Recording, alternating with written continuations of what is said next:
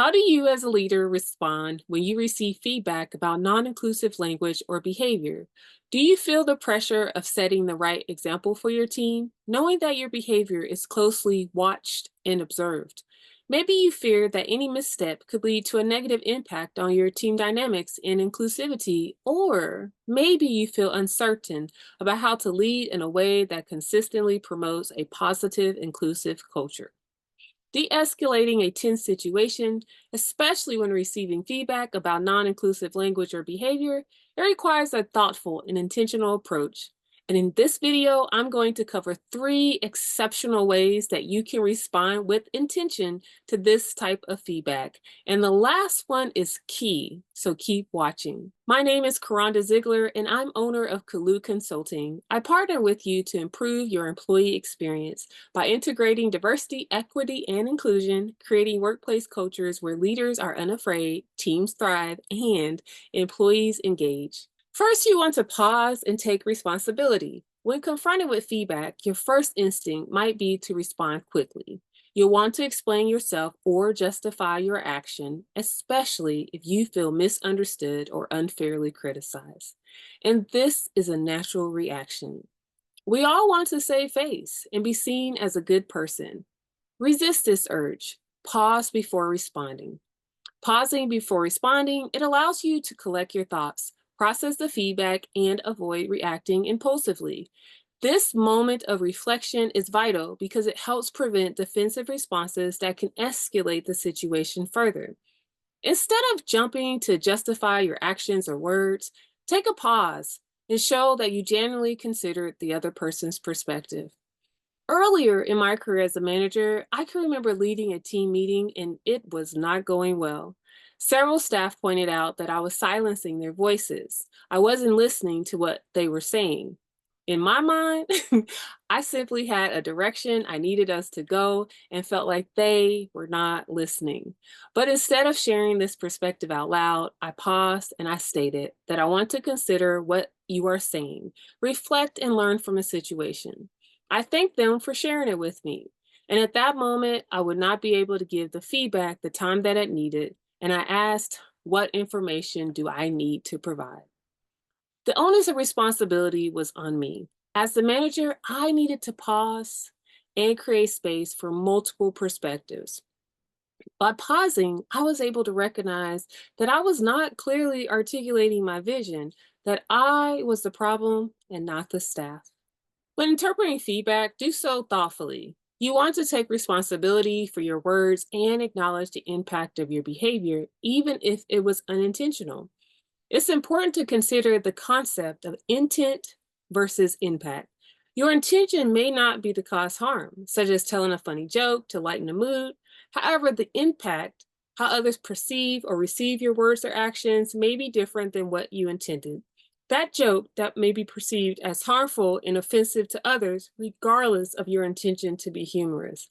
And this gap between intent and impact is significant in communication, especially in environments where people may have different perspectives and experiences.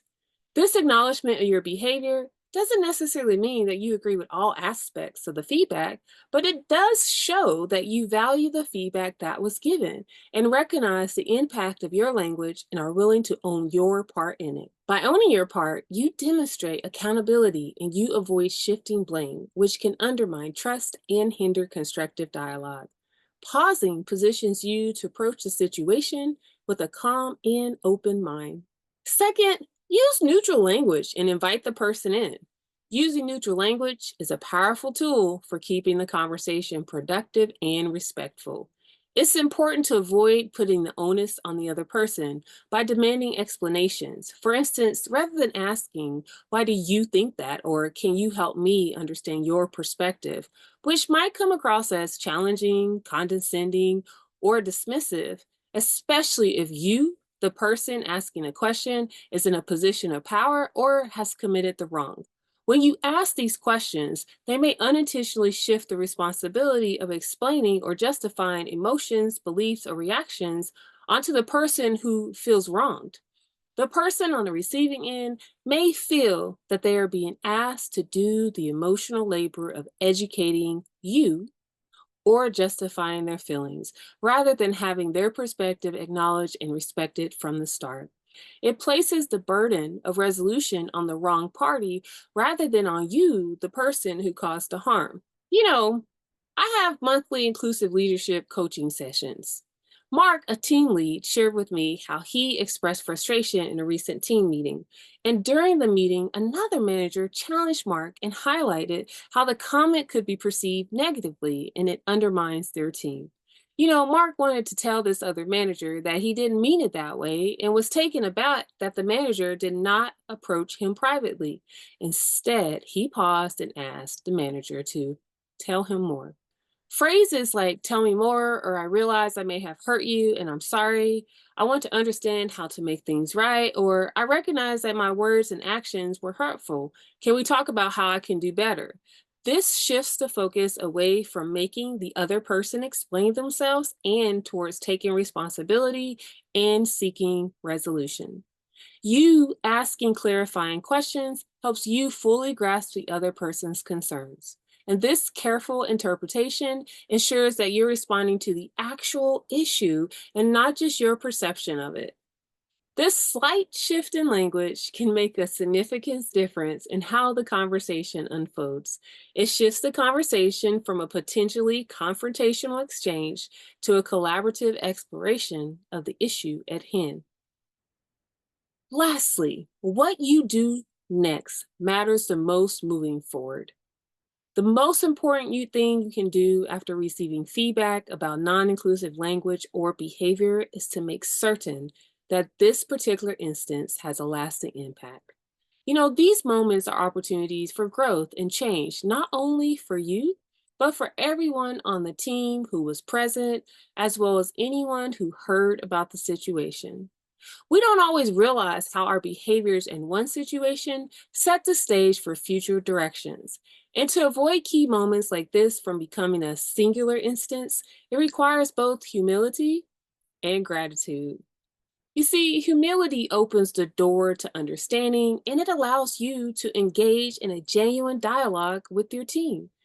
It's an acknowledgement that your perspective is not the only one and that there's always room for improvement.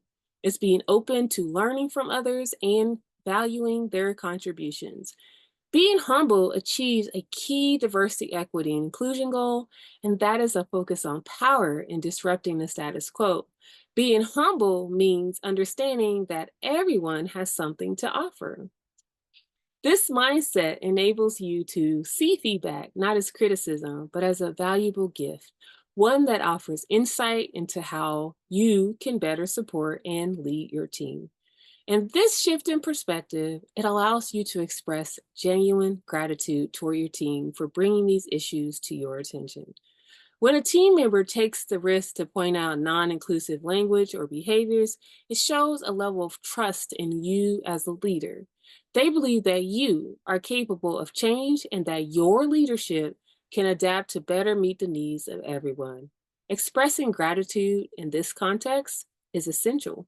So show gratitude and acknowledge the courage it took for the person to speak up and thank them for helping you grow. By doing so, you transfer a potentially uncomfortable situation into a constructive dialogue that strengthens relationships and promotes a more inclusive environment. For more tips related to diversity, equity, and inclusion and how you can incorporate them into your leadership style, please subscribe to my channel and like this video and share.